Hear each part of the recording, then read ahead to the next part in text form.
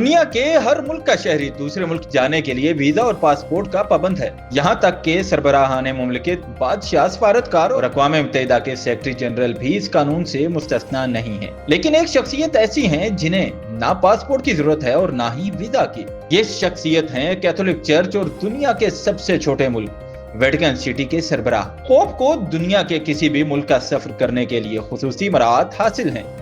इनके पास सफारती पासपोर्ट होता है, जिसकी बुनियाद पर वो बगैर वीजे के दुनिया के मुख्तलिफ ममालिक का दौरा कर सकते हैं। रिपोर्ट के मुताबिक पोप फ्रांसिस ने अपनी हयात में वीजे के बगैर 50 से ज्यादा ममालिक का दौरा किया। दुनिया भर में इनका इस्तकबाल शाही मेहमान के तौर पर किया जाता है, क्योंकि वो 1.3 अरब कैथोलिक ईसाइयों के रूहानी पेशवा हैं। पोप की ये हैसियत 1929 के लैटन मुआहदे और 1961 के वियना कन्वेंशन के तहत तस्लीम की गई है, जिसने इन्हें मुकम्मल सफारती इस्तिस्ना दिया।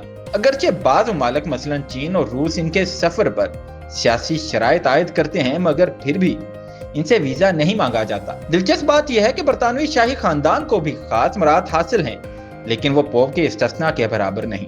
ताकि जापान के शहंशाह को भी सरकारी दौरों के लिए वीजा लेना पड़ता है। पोप अपने खुसूसी तैयारे शेफर्ड वन में सफर करते हैं, जो इनकी अलामती हैसियत को जाहिर करता है।